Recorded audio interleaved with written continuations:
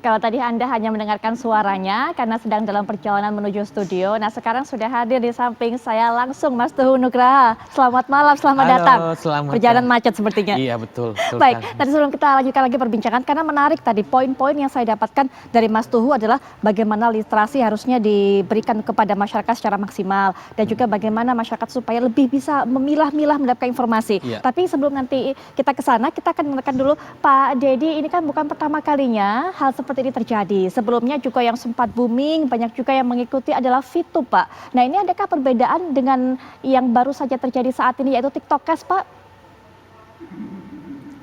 Ya, sebetulnya kita menjaga ruang digital ini dari semua konten negatif, baik itu kemarin ada kasus YouTube ataupun sekarang ada TikTokers gitu ya.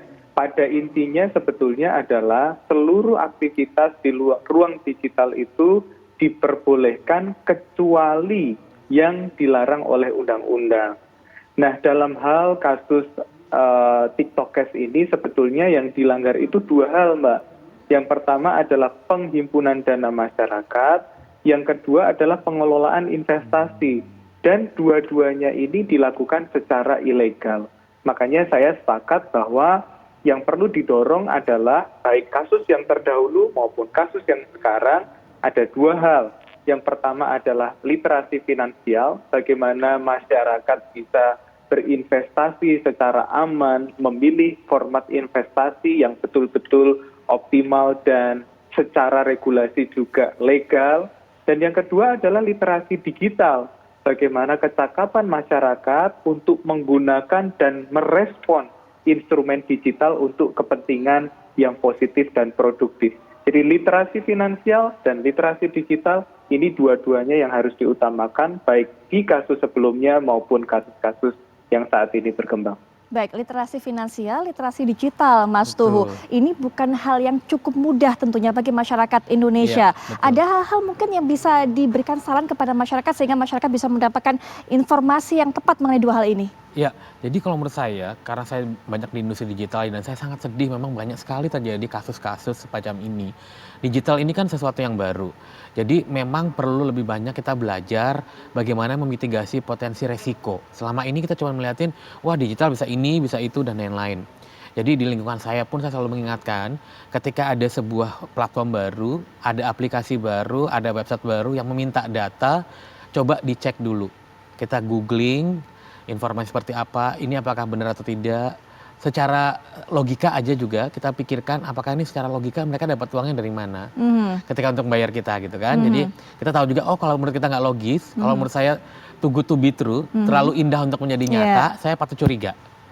Gitu. Karena namanya menghasilkan uang itu kan berarti kan butuh kerja keras. Kalau ini kok nggak terlalu keras, ini apa, ada apa. Dengan adanya internet kan sebenarnya kita juga gampang nyari tahu.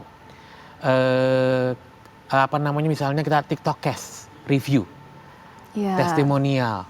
Nah nanti kan dari situ kita bisa tahu. Jadi jangan sampai internet ini kita percaya begitu saja. Karena di internet ini antara yang benar sama yang tidak benar itu nyampur jadi satu. Betul. Jadi kalau zaman dulu perbedaannya adalah dengan era digital itu kita dapatkan informasi sudah matang. Kayak TV One ini kan udah ada redaksi, ada apa dan lain-lain. Kalau sekarang itu redaksinya di kita sendiri. Baik, kita yang memfilter sendiri. Kita yang memfilter. Kalau dulu kita sudah difilterkan. Nah itu yang kita harus rubah cara berpikirnya.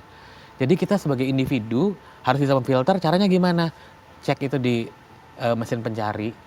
Apakah ini benar atau tidak, gitu. Iya, dan rasanya harus ditemukan kesadaran seperti itu karena orang banyak yang mikirnya pendek karena pengen praktisnya saja. Lihat hasilnya begitu menggoda, malas untuk cari-cari bagaimana background mengenai hal ini, gitu Mas Tuhu. Betul sekali. Baik, nah mungkin terakhir ini juga penutup dari Pak Tongam. Pak Tongam, selain bisa memberikan pesan pada masyarakat, mungkin bisa dijelaskan, adakah kemudian pasal yang bisa membawa pengembang atau pelaku pemilik dari aplikasi ini ke jalur pidana, Pak Tongam? Ya, pertama-tama kami sangat sependapat tadi dengan Pak Tuhu dan Pak Dedi bahwa literasi keuangan terutama yang perlu kita tingkatkan. Satgas Waspada Investasi selalu mengutamakan tindakan preventif ini dan melakukan edukasi, sosialisasi kepada masyarakat.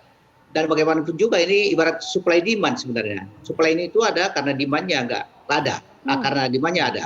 Oleh karena itu kita pengaruhi masyarakat kita terutama dengan memberikan pemahaman mengenai produk-produk keuangan, investasi yang perlu diikuti. Nah, kegiatan TikTok Cash ini bisa saja masuk ke pidana karena melakukan kegiatan penipuan, penggelapan, pasal 378, 372 KUHP. Tapi memang tergantung pada laporan dari para korbannya, dan oleh karena itu kami harapkan para korban yang merasa dirugikan oleh TikTok Cash ini bisa melapor ke kepolisian. Kami juga ingin menyampaikan bahwa dalam edukasi sosialisasi yang selalu kami sampaikan secara simplifikasi adalah apabila ada penawaran yang menggiurkan, memberikan hasil yang sangat tinggi, cek 2L, legal dan logis. Legal artinya cek izinnya, izin badan hukumnya, izin produksinya, izin kebuatannya. Kalau tidak ada izinnya jangan diikuti. Kemudian logis, rasionalitas dari imbal hasilnya. Ini bisa kita bayangkan dengan paket pengawas tadi, dengan setor 4,99 juta bisa mendapatkan 120 juta per tahun. Ini sangat tidak masuk akal. Dari mana uangnya? Nah, ini masyarakat kita ajak untuk mengenal secara rasional.